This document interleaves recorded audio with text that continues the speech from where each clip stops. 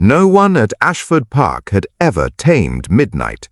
Not the Duke's most experienced grooms, not the celebrated equestrian brought all the way from Vienna at considerable expense, not even the Duke himself, and Elliot Ashford, the 8th Duke of Ravenscroft, was not a man accustomed to failing at anything. Midnight was a legend of terror on the estate.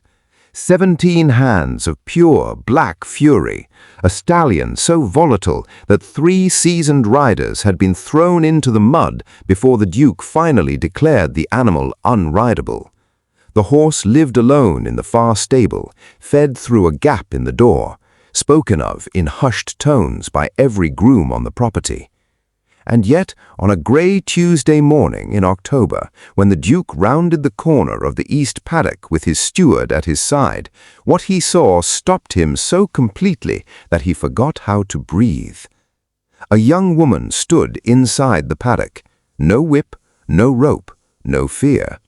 She was speaking to Midnight in a low, steady voice, her hand outstretched. And the stallion, the same beast that had broken a man's collarbone not 3 weeks prior, was leaning his enormous head toward her palm, trembling, yielding, trusting. The Duke watched for a full minute before he could form a single word. "Where," he finally said, his voice barely above a whisper, "did you learn to do that?" She turned slowly, and when her eyes met his, something shifted in the morning air, something neither of them could name, something neither of them was prepared for. Her name was Clara Weston, and she had arrived at Ravenscroft Hall only 6 days prior as the new lady's companion to the Duke's elderly aunt, Lady Constance. She was not noble, she was not wealthy, she carried no title, no dowry, no family name worth mentioning in polite society. She was, by every measure the aristocracy used to define a person, entirely unremarkable, except that she had just done what no one else in the county could do, and the Duke could not stop staring. Ravenscroft Hall was the kind of estate that announced itself to the landscape. Vast limestone wings, manicured grounds that stretched beyond what the eye could comfortably hold, long galleries hung with portraits of ancestors who all shared the Duke's sharp jaw and colder than expected eyes. It was magnificent, and it was lonely, in the particular way that only very grand houses manage to be. Elliot Ashford was 31, recently returned from 18 months in Edinburgh on matters his steward described vaguely as affairs of the estate, and his housekeeper described privately as grief. His mother had died while he was away. His engagement, a carefully arranged matter with Lady Dorothea Fenn of Hertfordshire, had been extended by mutual agreement into something that resembled convenience more than affection. He had come home intending to marry Lady Dorothea before the end of the season, settle his affairs, and resume the orderly, manageable life that a duke was supposed to live.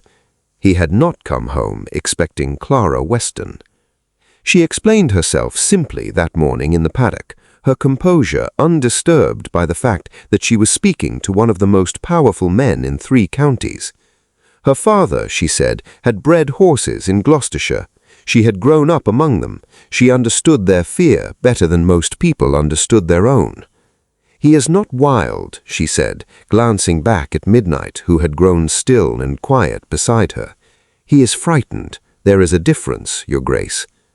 The Duke looked at her for a long moment. "And you can see the difference?" "Anyone can, if they take the time to look." It was not an insult. The way she said it made clear that, but it landed somewhere beneath his ribs nonetheless, in a place he had not expected to feel anything for quite some time. But before we follow the Duke deeper into what that morning would ultimately cost him, take a moment to like this video and subscribe to the Duke's Lost Letters.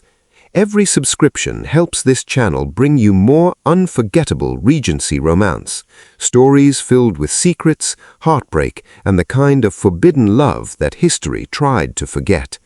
Now, back to Ravenscroft Hall. The days that followed were a quiet, exquisite kind of trouble. The Duke found reasons to visit the stables. Clara found, or perhaps simply accepted, that her mornings with Midnight were no longer solitary. They did not speak of anything scandalous. They spoke of the horse, of weather, of the estate's other animals, of small and careful things. But the air between them was never small, never careful. Lady Constance, sharp-eyed behind her needlework, noticed. The housekeeper, Mrs. Pratt, noticed. The head groom, Thomas, who had spent 20 years reading the Duke's moods, noticed most of all. And Lady Dorothea Fenn, who arrived for a fortnight's visit on the 15th of October with her mother and 2 trunks of silk gowns, noticed within 48 hours. She did not say so directly. Lady Dorothea was far too well-bred for directness. But she began requesting the Duke's attention at precisely the hours he was most often found near the east paddock. She positioned herself at dinner between the Duke and any possible line of sight to where Clara sat with Lady Constance at the far end of the table. She smiled at Clara with the particular warmth of a woman who has decided that warmth is her most effective weapon. Clara saw all of it, and she began to withdraw. She was sensible. She was not a fool. She understood exactly what she was and what she was not, and she would not, she told herself firmly on more than one cold morning, she would not allow herself to become the kind of story that ended in ruin. And then she found the letter. It was tucked inside an old saddlebag hanging in the far stable, one that clearly had not been opened in years.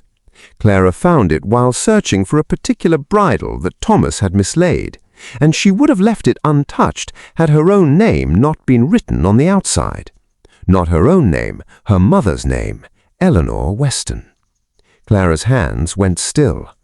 Her mother had died when Clara was 4 years old. She carried almost no memory of her, only the impression of warmth, the ghost of a particular scent, the way that grief for someone you cannot fully remember is somehow the most disorienting grief of all. The letter was written in an elegant hand. The seal had already been broken years ago by someone else. Inside, in language that Clara had to read 3 times before she believed it, was a confession. Eleanor Weston had not been a horse breeder's wife. She had been a horse breeder's daughter, and before that she had been something else entirely. She had been privately contracted to the young woman to the previous Duke of Ravenscroft, Eliot's father, as companion, and, the letter made clear without quite saying so, as something considerably more than a companion.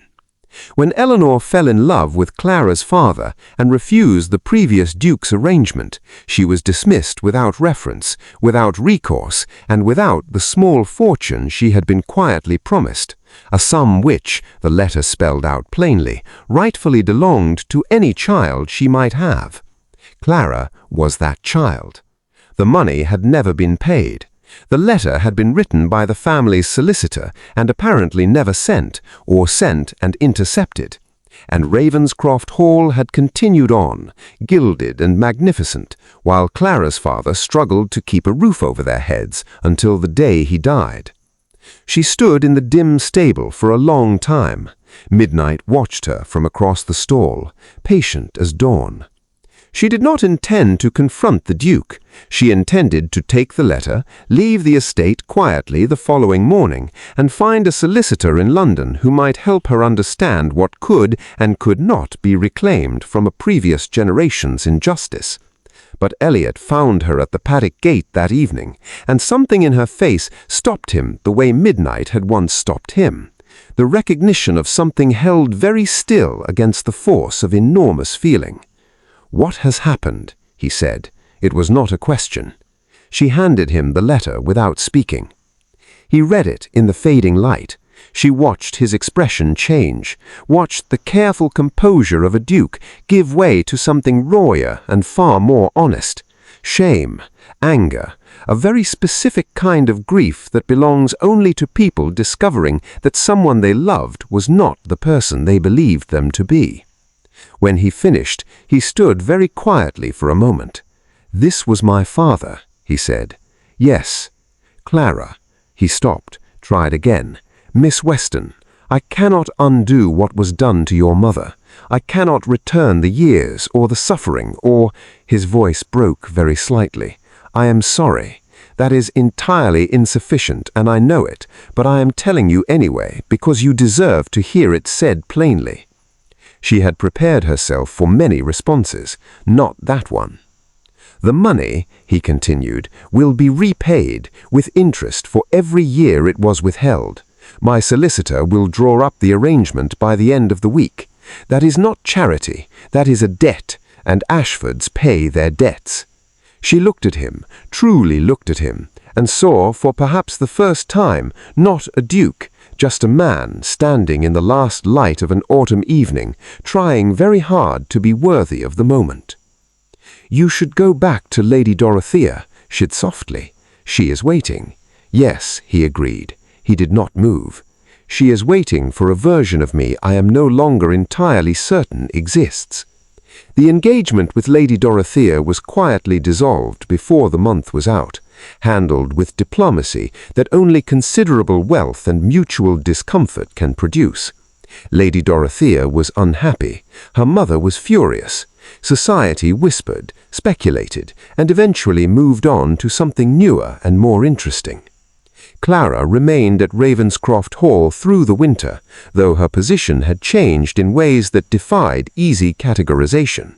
She worked with the horses, she sat with Lady Constance, and she and the Duke spoke, slowly, carefully, and then less carefully, until the speaking became the best part of every day for both of them. On the morning of the first true snow, he found her in the paddock with Midnight, the stallion's great dark head resting against her shoulder with the trust of an animal that has been shown at last that the world does not always intend harm. He stood at the gate. She looked up.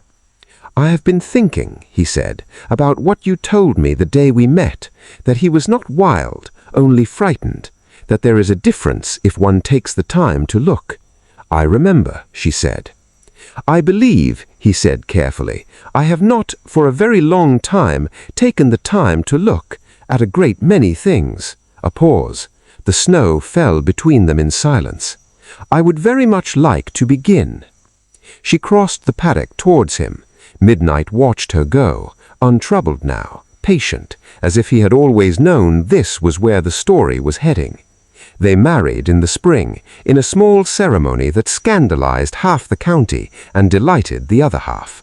Lady Constance wept through the whole of it and declared afterwards that it was the most sensible thing her nephew had done in 30 years. Thomas, the groom, was given a raise significant enough to guarantee his loyalty and his silence on all matters equestrian and romantic alike.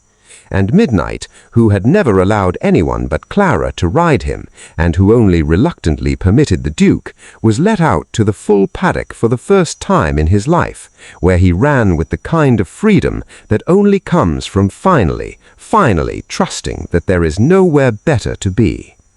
If you loved this story of secrets long buried, debts long owed, and a love that no one, not society, not scandal, not the ghost of a father's sin could keep from finding its way home, then please subscribe to the Duke's Lost Letters and share it with someone who understands that the most powerful stories are the ones hidden just beneath the surface. Until next time, some love stories are too powerful to remain buried.